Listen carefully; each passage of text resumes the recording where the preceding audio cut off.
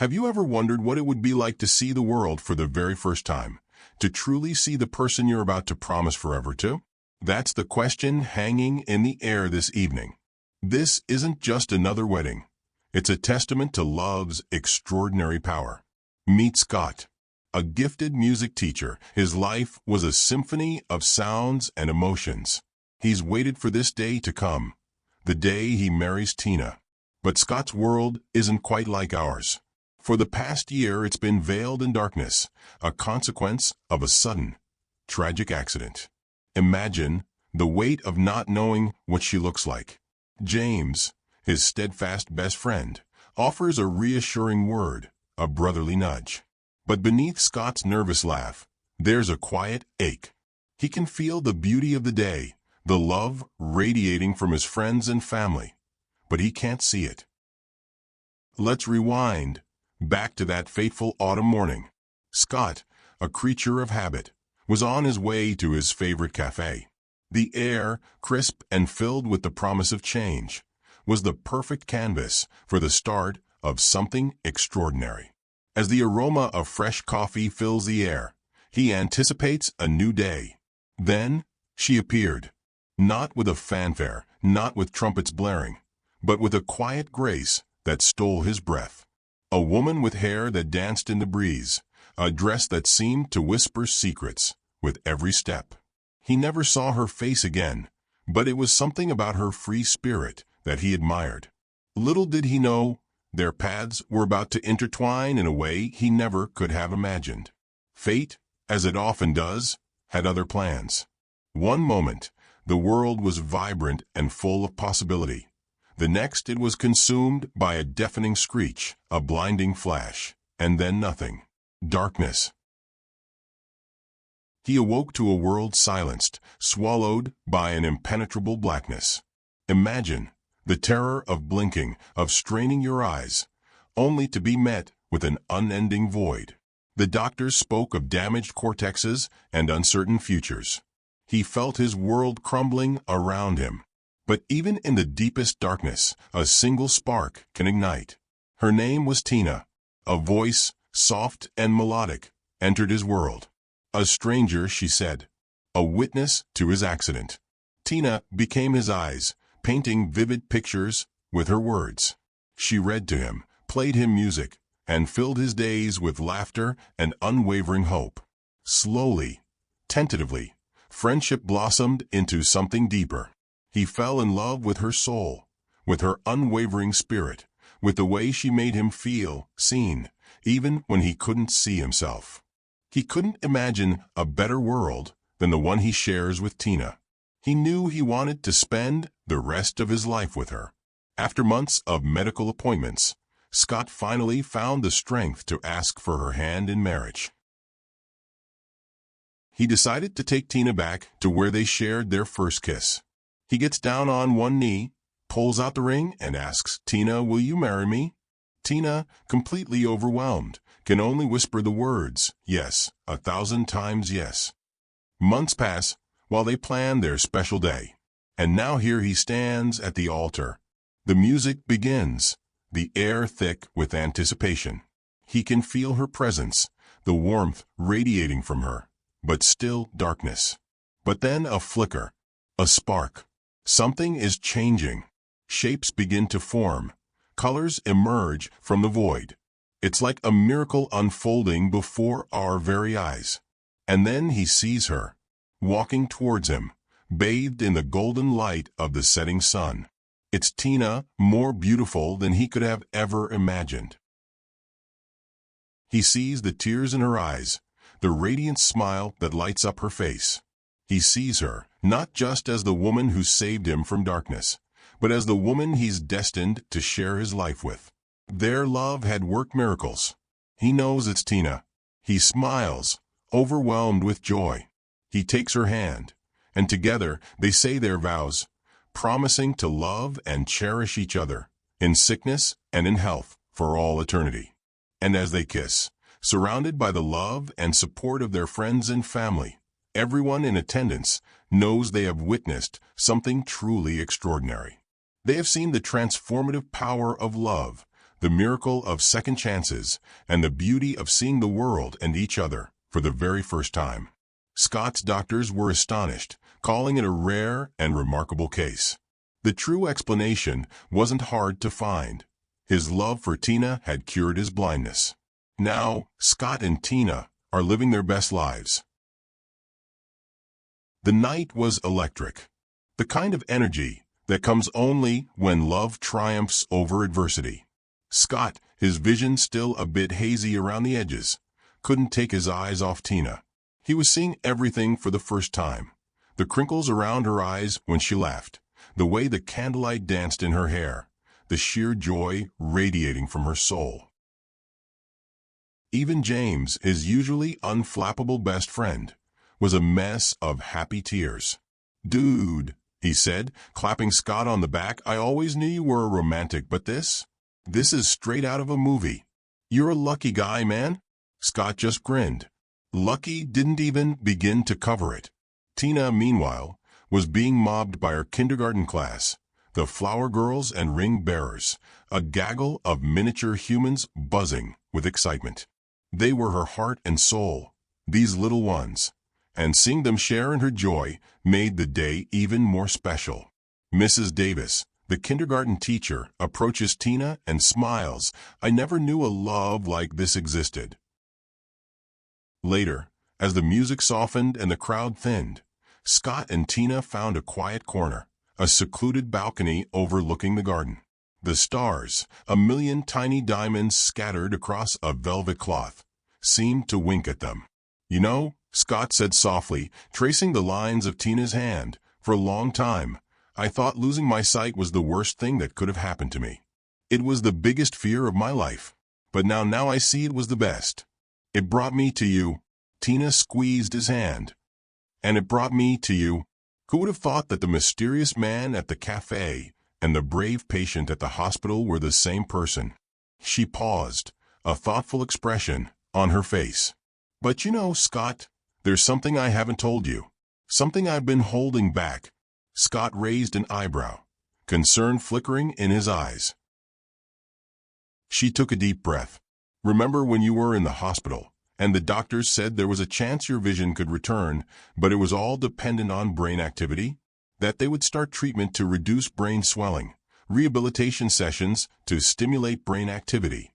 Scott nodded, remembering the endless hours of therapy, the frustrating exercises, the constant uncertainty. "Well," Tina's voice trembled. I did a little research. I found a specialist, a doctor who had developed a new, experimental therapy. It was a long shot, very expensive, and the doctors were wary, but I was desperate. I spent all my savings, I took out loans. I even sold my grandmother's antique jewelry. It was a risky procedure, and the doctors did not recommend it, but my heart told me that I should take the risk. It was just a last hope. Scott's eyes widened in disbelief. "Tina, you did that for me?" he whispered, his voice thick with emotion. She nodded, tears streaming down her face. "I couldn't just stand by and watch you live in darkness, Scott. You deserve to see the world, to see your music, to seek me." He held her tighter, overwhelmed by the depth of her love and sacrifice. He didn't even have the slightest idea this meant so much to him. Back then, Dr. Evelyn Reed, a world-renowned neurosurgeon, approached Tina with caution. "Ms. Davies, I must be frank. Mr. Anderson's case is complex. There is no guarantee that this will work. In fact, there is no guarantee that he won't get worse. This is an experimental procedure." The doctor explains. "Are you sure you want to take the risk?" Tina nodded firmly. "I want the best for him. I feel like I should take this risk." Tina's world crumbled as she sold off pieces of her past just to afford the therapy for Scott. Every piece of jewelry had a memory, a story. There was her grandmother's locket.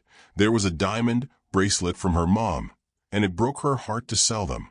But Scott, she knew, was worth more than all the jewels in the world. She sacrificed everything for him, never uttering a word of her struggles. She would rather shoulder the burden alone than let him carry any of the weight. "But why didn't you tell me?" Scott asked, his voice trembling. I didn't want you to feel indebted to me, Tina said softly. I wanted you to get better, because you were getting better, not because of something I did. I didn't want it to be some sort of burden for you. Scott looked at her, truly seeing her, and realized that her love was even more profound than he had imagined. Just then, a sharp pain shot through Scott's head. He gasped, clutching his temples. The lights around him seemed to flicker and dim. Scott, what's wrong? Tina cried, her voice filled with alarm. The world began to spin. His vision blurred, and the colors he had only just begun to appreciate seemed to fade away. I don't know, he stammered, his voice strained. Everything, it's going dark again. Chaos erupted.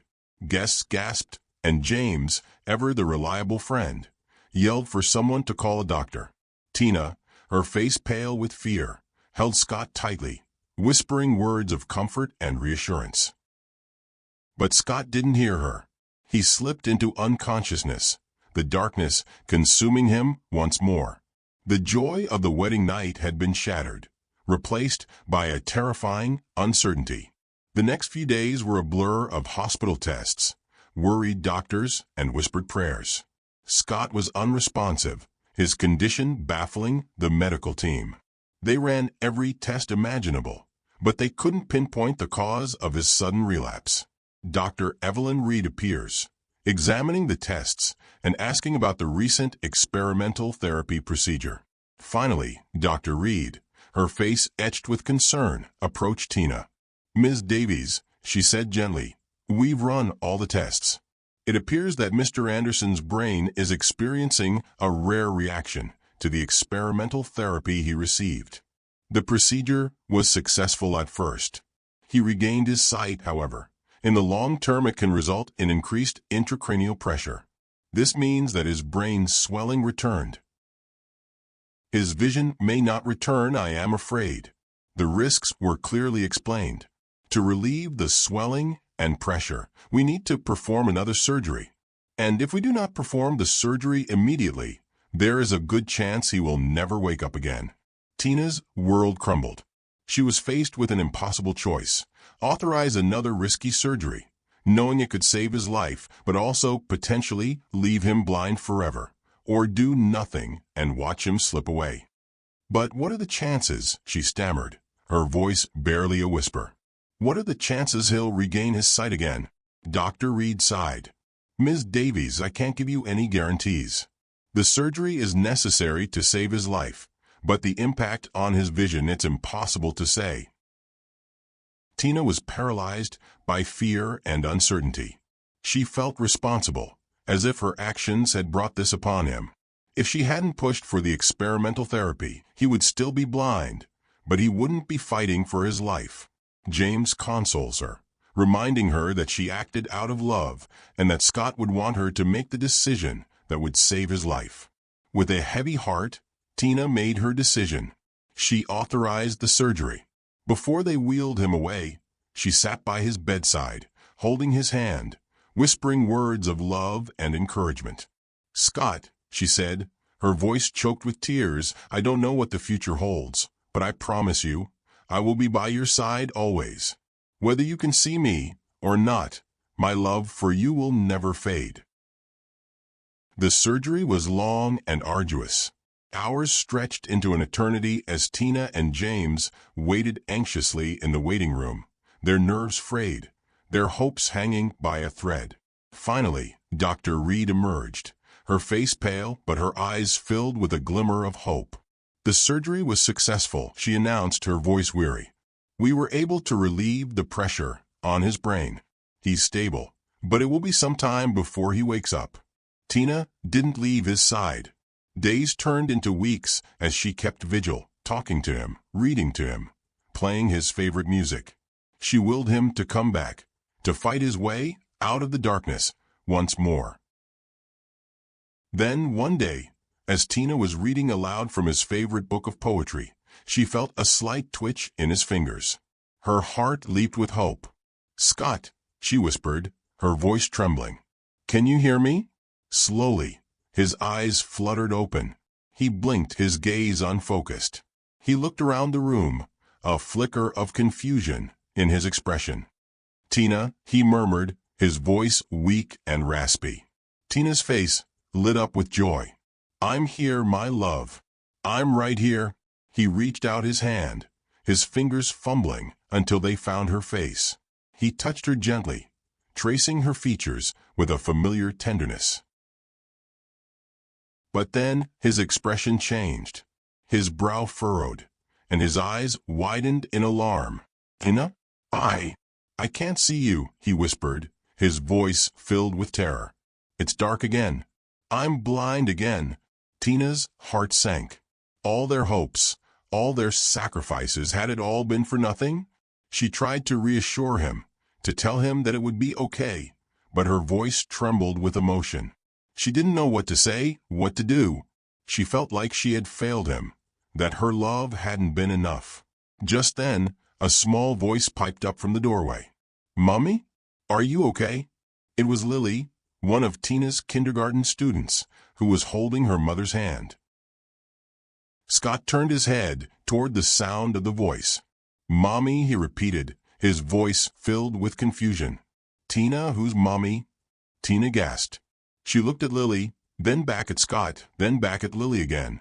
A realization dawned on her face, a glimmer of understanding in her eyes.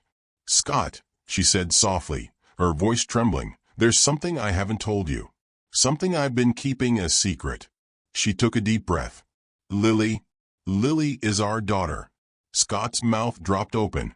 He stared at Tina, then at Lily, then back at Tina again, his mind struggling to comprehend what he was hearing. Months ago, before the accident, Tina had discovered she was pregnant. She had been overjoyed, excited to start a family with Scott. But then the accident happened and everything changed. He lost his sight, his world turned upside down, and she didn't want to burden him with the news of her pregnancy. He had enough to deal with. So she kept it a secret. She went through the pregnancy alone, giving birth to a beautiful baby girl, whom she named Lily. She didn't want Scott to feel obligated to stay with her because of the baby. She wanted him to love her for herself, not because he felt like he had to. "I was going to tell you," Tina said, her voice choked with tears, "but then you lost your sight and I didn't want to burden you. I wanted you to focus on getting better. I wanted you to be happy." Scott reached out his hand, his fingers trembling, and touched Lily's face. He felt her soft skin, her tiny nose, her bright eyes. He may not have been able to see her, but he could feel her. He could feel the connection, the love, the bond between father and daughter. He pulled them both close, embracing them tightly. Tears streamed down his face as he realized the magnitude of Tina's sacrifice, the depth of her love. She had protected him. She had shielded him. She had given him the greatest gift of all, a family. "I love you both so much," he whispered, his voice filled with emotion. "More than words can say." And then another miracle happened. As he held them close, as he felt the warmth of their love surrounding him, his vision began to clear. Slowly, tentatively, shapes began to form, colors began to emerge. He blinked, his eyes widening in disbelief. He could see them. He could see Tina, her face radiant with love. He could see Lily, her eyes sparkling with joy.